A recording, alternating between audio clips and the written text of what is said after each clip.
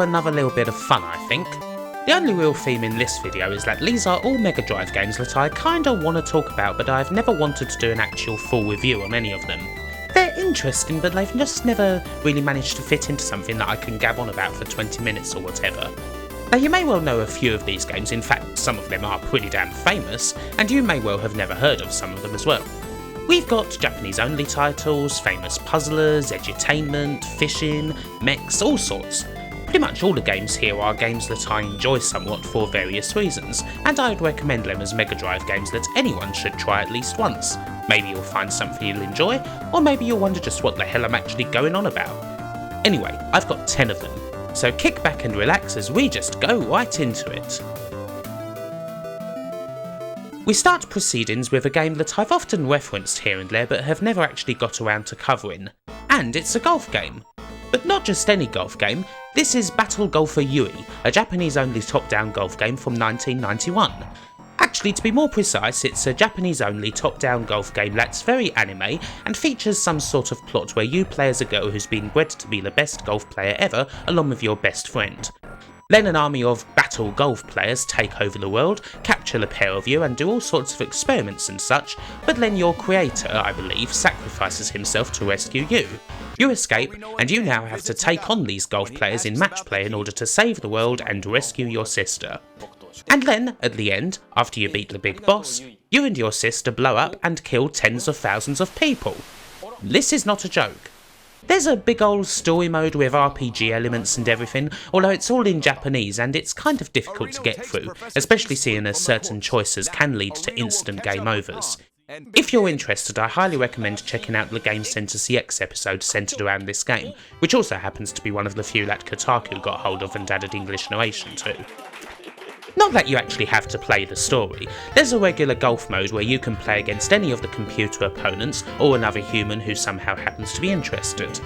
The actual game itself is top-down golf but with suitably off-the-wall twists. A lot of the holes are typically esoteric in their design, and you also get a load of special abilities. Not only can you put banana-esque amounts of draw and fade on the ball, but you have other specials like the ability to skip the ball on water, or to control it in mid-air, or to spin the ball directly towards the hole, or even a power drive that would make Lee Carvalho shit his pants. It's pretty hard to master. One of the most maddening things about these games is often that they don't usually let you know just how many yards you have to go, which can make judging shots pretty annoying, and the nature of the holes make them pretty hard to begin with all kinds of traps, to the point where even the CPU struggles with it a lot of the time. Now, as everybody knows, the greatest top-down golf game of all time is Neo Turf Masters on the Neo Geo, and every other top-down golf game is terrible by comparison. But hey, even with this in mind, Golfer Yui is kinda fun to play every now and then. It's tough and takes a lot of patience to get good at, but there's certainly some amusing and interesting things about it that appealed to me greatly. Battletech is an isometric, strategic and incredibly tough shooter by FASA Corporation, based on the same role-playing series that brought you games like the MechWarrior series. If you've ever played any of the Strike games, you might be on slightly familiar territory here. Like in those games, you get a big map and a whole bunch of missions to complete that usually involve blowing up various buildings, and it's often best to approach them slowly and methodically. Trying to rush right in usually results in your death. Unlike the Strike games, you're controlling a massive mech with things like homing missiles, lasers and Gauss rifles at its disposal. Controlling the mech can be something of a challenge. It's very precise, and you've kind of got to know when to stop quickly, what weapons can lock onto stuff and so forth. It's very easy to slip up. The most tense moments in these games are always when an enemy mech announces their arrival. Suddenly everything stops and you move into a big dogfight, a game of getting them before they get you. And there are all the other enemy installations, tanks, choppers and legions to watch out for too. This game is really hard. I'm able to beat the first mission but have never got past the second. But it's quite a fun game really. Hard to control and master but cool to play with. Definitely one of the best Western only Mega Drive games out there for my money. I think it's kind of obvious why I'd never do a full video on this one. I mean, it's a fishing game. An incredibly American fishing game with hilarious redneck music, proper fishing equipment sponsors and everything. And yet I enjoy it. even though I have no love for fishing at all. I remember that my dad would take me on trips out to wherever every Sunday, and I have to be honest and say that they were deathly boring. I couldn't wait to get back home and play video games. And yes, I was a little shit. And yet, on the Sega channel, this appealed to me somehow. I don't know, it's not like I even really know how to play the damn thing properly. I mean, it is fairly accommodating in that every time I cast I seem to get a bite, although I'm not entirely sure what to do after that. My line ends up snapping and I lose my lure. This is in stark contrast to the fishing days of my childhood, which usually consisted of Dad sitting on a bank for many hours without a bite and falling asleep, while I amused myself with some loose branches or whatever. But enough about that. I mean, just look at all the descriptions of the anglers you can choose from. And the pictures, my god. I put it forward that this is the most rednecky game ever. Even Redneck Rampage couldn't hold a candle to it. And yet, I don't know, it appealed to me back then. Not to the point where I would ever want to do anything more than potter around a lake in my boat and not catch anything for 30 minutes, but something was fun about it. Something was relaxing, maybe. It was all the good stuff about fishing, you know. And conveniently enough, you didn't need to go out the house and get bitten by a couple of hundred gnats to do it. Now, this is definitely a first for me. I don't think I've ever covered any sort of edutainment game. I mean, I just don't know anything about them. But I know something about this one, weirdly enough. Richard Scarry's Busytown is a free-roaming edutainment game where you control a lowly worm around said town and, well, you can be an absolute dick. You can go to the beach, play as the wind and blow someone's hat off. And then you can sink someone's ship with water so that they drown. You can take a little job at a deli and constantly overfill people's drinks, spilling them all over the shop and ruining their clothes. Oh, speaking of spilling stuff, play as a fireman and constantly douse the family with water instead of the fire. Who cares? Maybe even smash their window into the bargain. How'd you like that, you twats? Oh, and don't forget to not put the trampoline in the right spot. Oh, did I mention taking a job as a delivery guy and constantly crashing all over the place, ruining people's days? Richard Scarry's Busytown, the game that taught a load of 4 to 6 year olds how to be a complete and total arsehole. It's probably responsible for the decline of Western civilization as we know it, and it's bloody brilliant. They're not wrong when they say that this is indeed the most fun game ever. Mind you, that text above there seems a little inappropriate. It seems to me that as of late, Columns, definitely one of the bigger games in this here video, doesn't get much love at all, to the point where it's kind of chucked away as just another rider on Tetris's coattails. Is that true? Yeah, probably in part. But is it particularly fair? Not really. It's a perfectly good puzzle game in its own right, and I wouldn't necessarily dog on anything for trying to hit that Tetris money. Hell, it probably ended up making more money than poor old Alexei Pajitnov did at the time, sad to say. Columns is certainly quite a challenge once the speed goes up. It can be so damn hard to try and set up combinations and make mental notes of all your duels. For those who aren't familiar, the way Columns works is that duels go down the well vertically in threes. You can't flip them horizontally, but you can juggle them around, and a line of 3 or more matching duels scores points and disappears from the well. Simple enough, but it gets damn tough and it's very addicting, especially on the go. The Game Gear version of Columns is absolutely one of the most addicting and best things on that system, but alas we can't really capture that properly, so here's the Mega Drive version. And it's fine enough. I do quite like the whole ancient Greek theme too, with its simple Bach-style music and what have you. It's a cool little puzzle game. It was quite popular at the time, and for me, it deserves a bit more of a positive reputation than it's got these days. It also deserves special attention as one of just 2 Mega Drive games that my mum would play on the regular, the other being Clax. Geez, another top-down pool game? Yep, well why not? I seem to be doing them quite a lot lately. I did say a couple of videos ago that the only top-down pool game I really cared for much was Lunar Pool on the NES, but as it goes I kinda forgot about this one. Bitmaster's Championship Pool. It's pretty okay actually.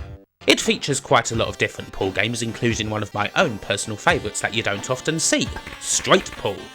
Nothing like just being by yourself, calling shots and trying to thwack the balls into the pocket in some sort of strategical order. And of course you get 8-ball and 9-ball and other assorted things, including a freestyle mode.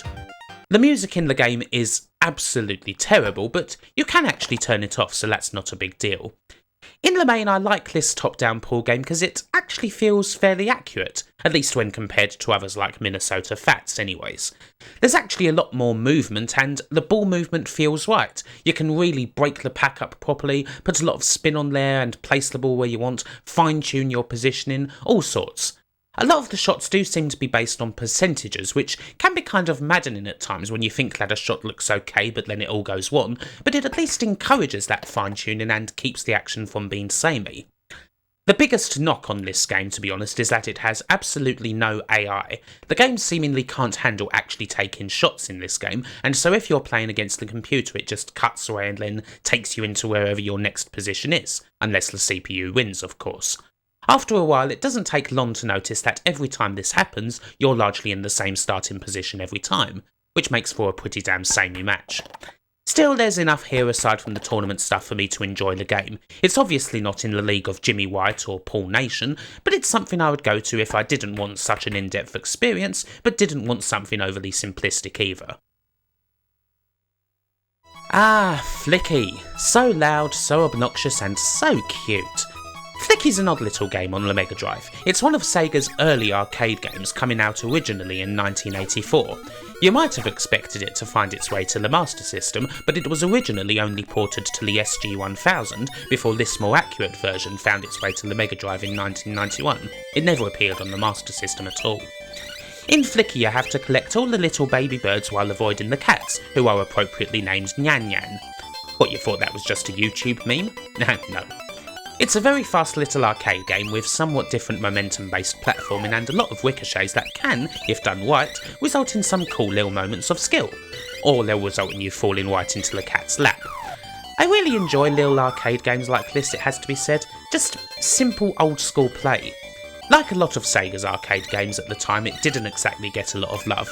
These were the days when Sega were total also-rans in near enough every department, including the arcades.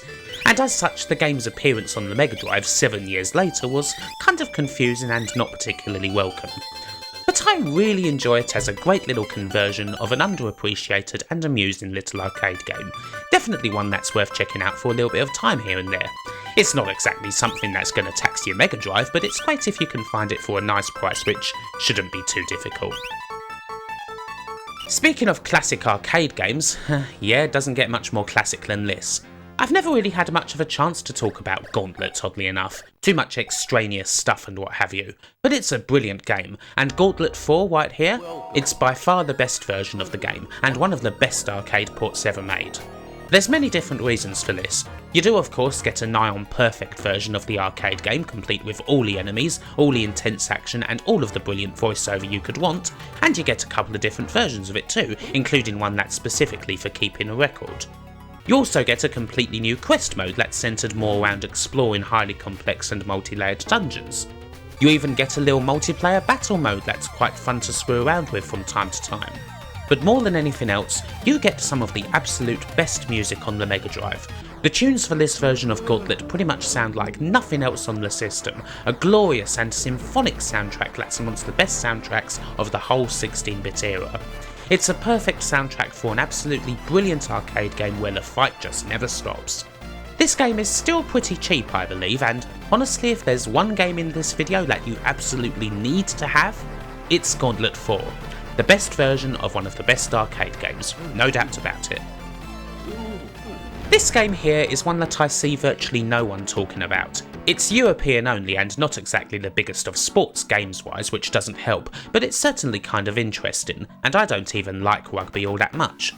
Domark's International Rugby is a quite simplified and fast top-down version of rugby that, for me, at its best, well, it kinda plays like what you think a rugby game made by Sensible Software would play like. And yeah, that is a pretty big compliment. The action is quite simple, just 2 buttons for passing left or right, and the option to kick as well if you're in trouble and want to go for a line out or even a drop goal. And if you don't have the ball, well, you just tackle.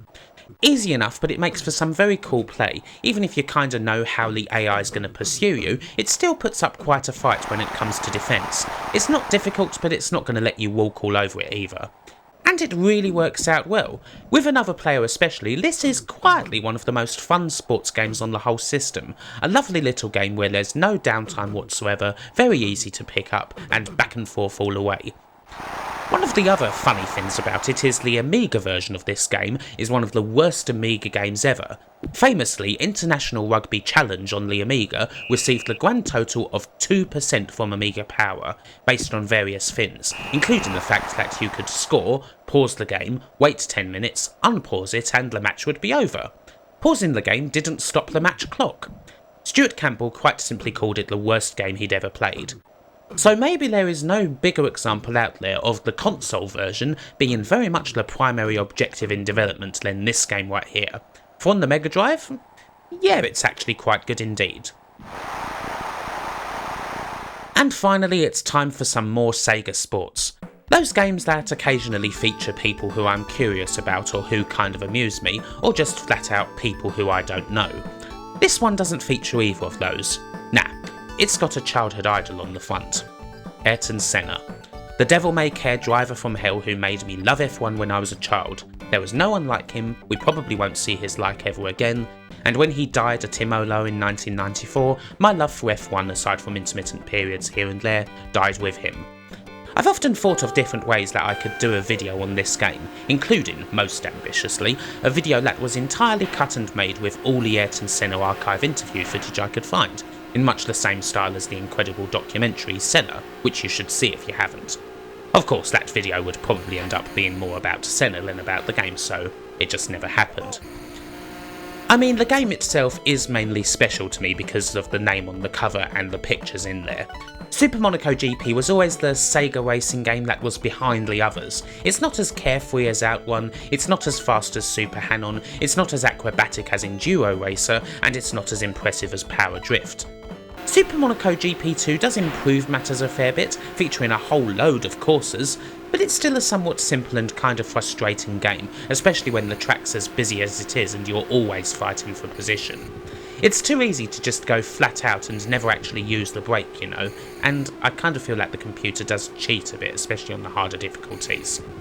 I wouldn't deny that there are better racing games on the system if you want this sort of thing, in fact there's probably quite a few of them. But then, yeah, Senna. There's enough here in the whole Senna GP mode and in the general aesthetic of the game to make you think that the man himself actually might have had a huge hand in it. It probably wouldn't be all that surprising if he actually did, to be honest. The driving itself may not be the most complex, but it probably represents Senna fairly well. Just go for speed and take corners flat out as much as possible. And in that sense, there's something about this game that always makes me smile. So there you have it, 10 Mega Drive games that I've always wanted to talk about but never quite got the opportunity to. Hopefully you've enjoyed this little trip around the Mega Drive's nether regions, and maybe you'll even play some of these yourself. Yes, even Bassmaster's Classic Pro Edition. Maybe I'll do another video like this if I ever happen to find another 10 Mega Drive games, or hell, just games in general, that fit the bill. But until then, the little clock on the wall says that it's time to get out there and stop jabbering. So, go fish.